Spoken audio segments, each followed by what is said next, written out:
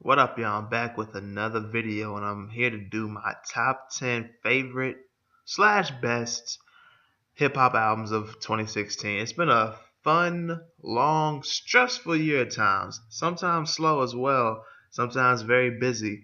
My first full year, 2015, I came in at like in the middle of August, but I did have a top 10. But looking back at that year, and when I re-listened to some of those projects and other albums that didn't even make that list in 2015, listening to those after that video came out and into 2016, that list would have been totally different. Because Pusha T, he dropped that Darkest Before Dawn. That's why I wanted to wait until right now. Tomorrow's the 31st. I don't think anything is gonna drop tomorrow. Or anything tonight that's gonna be like, wow, this could have made my top 10. I don't think so. Something did drop very recently though that made my top 10. Y'all probably know what I'm talking about. Um, it's higher to the top than I expected it to be though, because I was saying it would be like towards the end of the top 10. But thank you guys for everyone who's been here since day one, and especially if you've been here since just the beginning of 2016, thank you for that. If you're just here, thank you for watching. Appreciate every single one of you. Uh, I'm gonna go ahead and name off the honorable mentions. And see, at first I was gonna do like a top 20, but then I realized like that's a lot of thinking to do, and I don't mind that. But I feel like at some point it'd be like, okay, am I just adding on now so I can have 20? Uh, am I just dragging this out? I'd rather do a top 10 because it seems more legit. Now, if I was doing like a top 20, top 25 of all the albums that I've heard this year, okay, we might make a case there.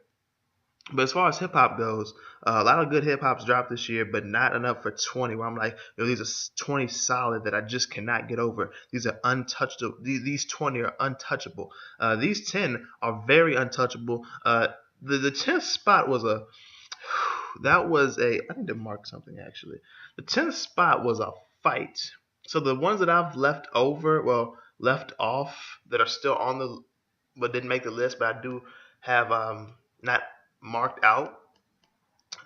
So I remind myself that they are on the top 10 list. I will name those out right now. These are my honorable mentions, and I'll even go through my videos right now to see which ones I should have made. Well, could have made, or at least deserve to be an honorable mention.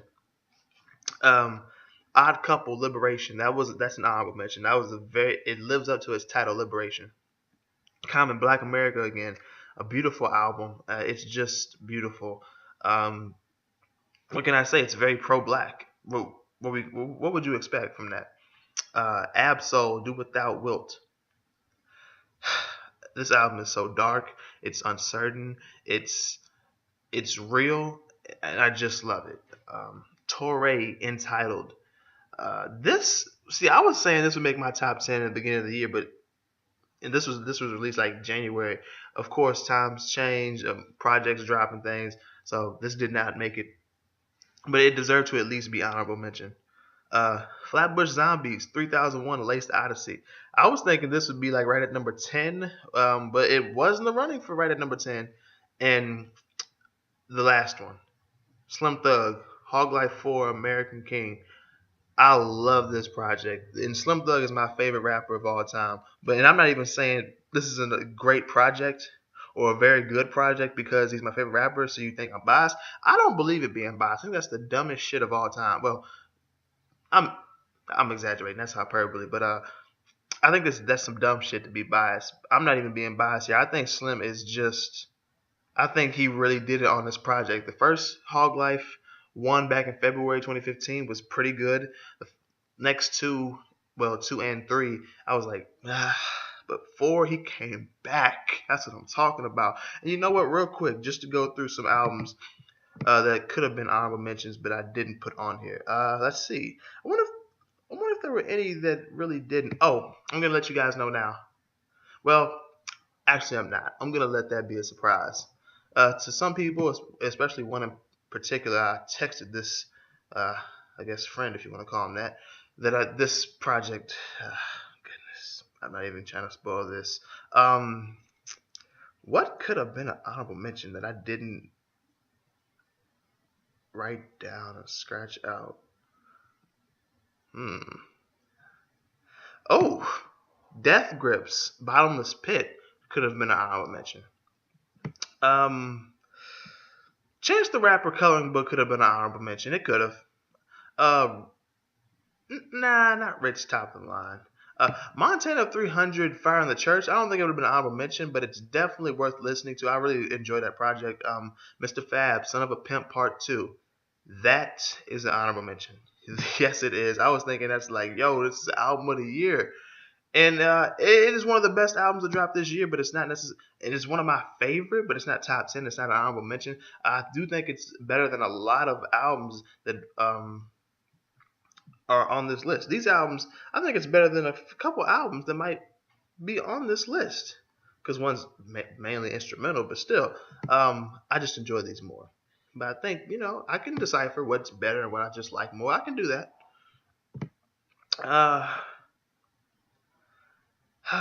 Anything else? Schoolboy Q Blank Face LP. Nah, that couldn't have been an honorable mention. I'm sorry. I really like that project though. I was gonna do a top 5 mixtapes, but only like 3 mixtapes was really talking about drop. Well, 4 actually. I think that's about it as far as what could have been an honorable mention. And this video is gonna drag out, but I'm sure you guys don't mind. I'm really giving you my all for this, like every video, but y'all know that. Honorable, really?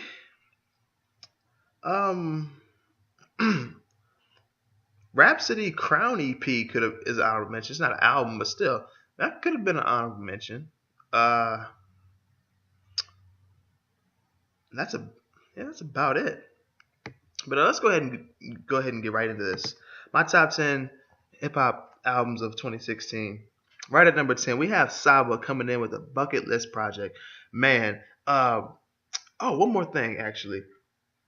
With this project is gonna be this project in the city, Chicago, that Saba's from, along with other subjects, are gonna be in another video. I have one more video coming tonight. It's like a 2016 in general, a wrap up of 2016. A lot of stuff that I've written down and have on memos on my phone that I think I just talk about. I'd rather make a whole one video about that, and I'd do a 5 or 6 videos about it. So yeah, you'll see you'll see. It'll explain why 2 videos you might be looking for aren't here, but I'll go ahead and tell you what those are. The second half of 2016 and the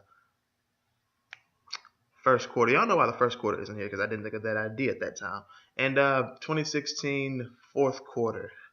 We'll get into that. But yeah, Saba, bucket list project. I just love this. This is it's happy, it's jazzy, it is Chicago. Saba, his delivery is like, yo, he reminds me of some of his contemporaries, but he just does it in a better way than they do. It just does it in a better way. Favorite tracks has to be either West Side Bound 3 featuring, what is his name? Joseph Chilliams, or it's it's either it is that or it's that bucket list. Bucket list. Shit. I can front a bottom, but a nigga feeling great. But that shit is like wow. Track number 9. Project number 9. Ka. Honor Killed the Samurai. Look, no drums. Well, faint. Very faint. Little to no drums. Very eerie, dark, depressing mood music. I just love this project. It's so real. It's so not even necessarily so personal. It's so social. Like social problems are being not showcased. The spotlight is on social issues in this project, and which makes sense. It really fits to have beats like this because it's not all beautiful. That's why they're issues. It's not beautiful. Some of it's very, very sad. It's like, damn, and Ka just did his thing. I did say this would find its way into my top 10. I think I said that. I think I said that, but it's at number 9. Number 8. This was one of my 4 or 5 projects, and I sat down and really thought about it. It's number 8. Aesop Rock, The Impossible Kid. This album was very good too. I can't find it. I can't find it in the stores around here. That and that freaking cover is so sick. Favorite song without a doubt is Blood Sandwich. It is just I work out to that. I chill and vibe to that. I think to that song. What other Rings, which is on Madden 17. Kirby, the song about his cat. It's like what the hell? It's just so cool. Especially Blood Sandwich, that's my favorite song on there, which was the single to promote it. I didn't even know until I saw the music video. Uh, if you remember the show Invader Zim, I get that from Blood Sandwich. Just that whole.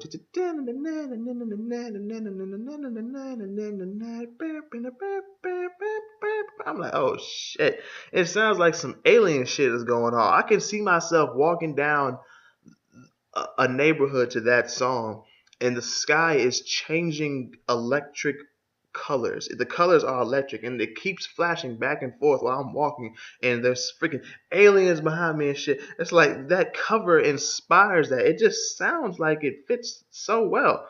I mean, my goodness. And the rest of that album is fantastic too. Very personal. I remember I gave it like a 7.5. I had to change that to at least an 8. It's a very good album. Album number 7, 99.9% from Kaytranada. Kaytranada did his thing this year, man. Not just this project. He produced on Coloring Book. He did All Night featuring Knox Fortune. It is that shit. Kaytranada just did his thing. On 99.9%, you had, it's mainly instrumental, but you did have Vic Mensa, who I can tolerate, believe it or not. And I say that because people who I've talked to, they know I'm like, Vic Mensa, he's such a fuck up. But it's still, I can tolerate him. Other features on there were impressive as well. Anderson .Paak was on there. Man, I mean, this project was just that damn good. I had it in my top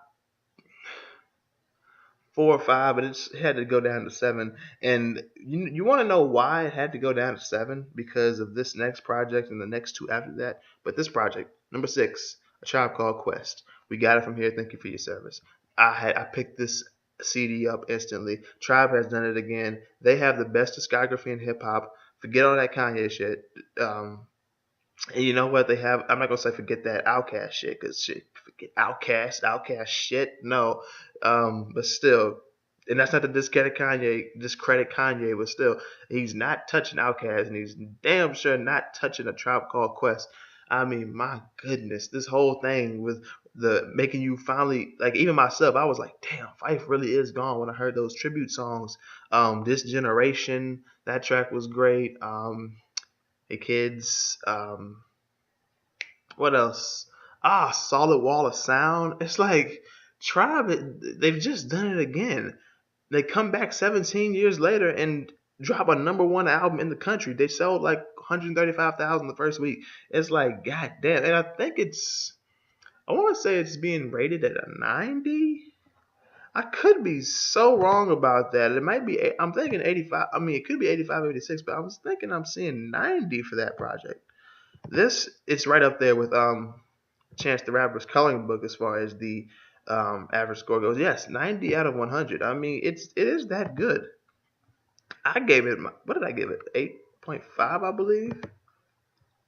Okay, but still. Number 5. I know it just dropped on Christmas, but this is that album I was talking about. Well, Christmas Eve.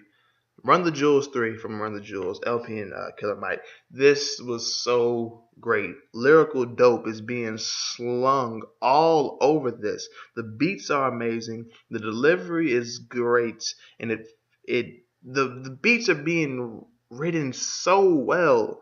If that's the correct way to interject that word, written so well, rode so well. I don't know exactly what I would say, what to say about that, but they just ride the beats so well. The delivery is there, the lyrics are there, the beats, they just mesh together so perfectly. The chemistry between LP and Killer Mike, I was reminiscent of Outkast and UGK by just Killer Mike's delivery. I mean, of course, he's from Atlanta. I expected he really sounded like Andre on one song, but I heard the Pimp C in him. I mean, Pimp C being one of my favorite rappers of all time, UGK being my favorite group of all time. I have the ear to hear Pimp C, and I heard that on here. I was like, damn, shit, Mike, shit, man. Number 4, Danny Brown, Atrocity Exhibition. This is like probably the most experimental hip hop album that dropped this year. This is one of the best albums that I've heard in the past 3 to 4 years. Just albums, not even hip hop albums, albums in the past 3 to 4 years. That freaking Really Though with Kendrick and Earl is amazing. What other one? Ain't It Funny? That is my shit. Ain't It Funny is the shit, man. And that people can't stand Danny Brown's voice. I can see that, but I fuck with it. If you keep listening, it kind of grows on you. You find yourself rapping like him when you rap along with him, like, hey, hey, hey, I'm like, oh shit, I'm doing that shit now too. People gonna think I'm crazy. Like, this album is just so experimental, but it works. That's the thing. When you make an experimental album, I don't mind you experimenting, but be good with it. Danny was just great with it. I mean, man. And we get to the top 3. And these 3, this whole year I had them in the top 3. They never left. I never considered, well, maybe they're top 5. Maybe they're 6 and 7. Nope, these 3. They've maintained their relevance to me as far as how I think they're the best and favorite as well. Number 3, Everything in Between by Ugly Heroes. Man, Red Pill has done it. Apollo Brown did it. And of course, who was the other MC in that group? Who's the other MC? Shoot, how could I forget the man's name? He followed me on Twitter. God damn it. Shoot, how could I forget his name? I'm trying to think of it before it comes up, but I'm probably too late. But yes, Ugly Heroes, Everything in Between. This is so real. It's so personal. It's so social. The beats are there. Thank you to Apollo Brown for that. I mean, it's just so damn good. You know what? Hold on. Where is that? Where's it at? Check something out. I mean, I can name about 11 songs on here that I'm like, wow. Today, right now, Rolls, Soul Searching, Place Called Home, Peace of Mind, Notions, This World, Daisies. It's like, God damn it, man. Freaking Apollo with those beats. Thank you for doing that. I can't freaking find the dude's name, no. Ugly Heroes members. Let's do that at least. How am I forgetting the dude's name? I can't believe this shit. Verbal Kent. That's it. Verbal Kent. See, what was I thinking? I was thinking of Vibes Cartel. What the fuck, man? But still, yeah. Verbal Kent did his thing. Red Pill did his thing. I'm thinking I'm more for Verbal Kent. Red Pill, though, his solo album, Instinctive Drowning, was pretty damn good, too. But like I said, Apollo Brown did his thing. He did his thing on The Easy Truth with Skyzoo. Shout out to Skyzoo as well. But Skyzoo being Barrel Brothers with Torre. Man, this is just a great fucking album. I can't find this in stores either. What the fuck's going on with the fantastic albums I cannot find in stores? But number 2, can't find this one either, unfortunately. Open Mike Eagle and Paul White, the producer Paul White. I believe he's from England. Hella Personal Film Festival. If you don't think art rap is a thing by now, god damn it, what's wrong with you, man? Hella Personal Film Festival is the shit. I mean, damn it, man. That freaking jungle vibe, whatever that was, Collectors of the Heat or something, Protectors of the Seekers of the Heat, however that thing went, whatever that title was, that is the shit, man. What's the other song? Insecurity. Admitting the endorphin addiction. I Went Outside Today. What else we have here? The Curse of Hypervigilance. Leave People Alone. A Short About a Guy That Dies Every Night. That's that shit. Protectors of the Heat. That's what that thing was called. Dive Bar Support Group. Drunk Dreaming. I mean, I could go on. I I couldn't stop listening to this. I was playing. What was I playing? I think it was Call of Duty Black Ops 3. Man, no, it might have been another one. I was playing Call of Duty. Whatever Call of Duty I was playing at that time when this came out, I kept playing it, listening to this track. I was so happy. I was killing niggas all over the shit, man. Fuck, man. This album is the shit, but it is not number one. Number one, when I first heard it, I was like, this might be my favorite project the whole year. I heard it again. I worked out to it. I downloaded the whole thing on my phone. I want the freaking hard copy since it's an album, but it's not on hard copy. Denzel Curry, Imperial. And for most of you, you knew this was coming. Denzel Curry, Imperial is just the shit. He even made, I mean, I like Rick Ross. He even made Rick Ross that nigga for me, god damn it. He got Joey Badass on that shit, man. He by himself, Ronnie J is the shit. I mean, I like Ultimate, the single, the whole water bottle challenge thing, but Ronnie J really showed who he is on this project. I mean, man, Ultimate, Gook, Sick and Tired, Naughty Head, Narcotics, Story with No Title, Pure Enough, This Life, Zenith, If Tomorrow's Not Here, which is 10 tracks. This nigga killed it. He's 10 for 10 on this, man. I mean, it's not a freaking 100. It's not a 10 out of 10 album, but it's so damn enjoyable. This is like an 8, 8.5. And to end this off, that album that I was talking about, well, I don't even know if I said this in particular, that this album, but I told y'all beginning of the video that there was something I meant to tell y'all. You're probably wondering, where's that album at? Anderson .Paak Malibu could not make this because it's not a hip-hop album. It has hip-hop infused into it, but it is mainly, not even R&B, it's soul and funk. Like Yes Lord, but Yes Lord is the disappointment album of the year, if you ask me. But still, I'd say 2016 was a good year for hip-hop. It was an all-right year. Was it better than 2015? We'd have to have a discussion about that. But we do have another video coming, which I'm covering 2016 in general as a whole, wrapping it up. A lot of things I think should be talked about because there was some real competition this year, and there was just some winning by a distance this year. I mean, but you will see in the next video. But thank you for watching. If you stayed this whole time, you deserve a W. So be sure to hit the like button if you like this video. Share the video, subscribe if you're new, get at me on Twitter, Facebook, AudioMac, SoundCloud, Instagram, and hit out my email for business or anything. What I mean by hit on my email for business is if you need your music chopped and screwed, reviewed, if you need beats made, or you want to be featured on one of my upcoming DJ mixtapes, the email is DynamicJAB@gmail.com. And by the way, let me know in the comment section below what you think about my list. And what made your list?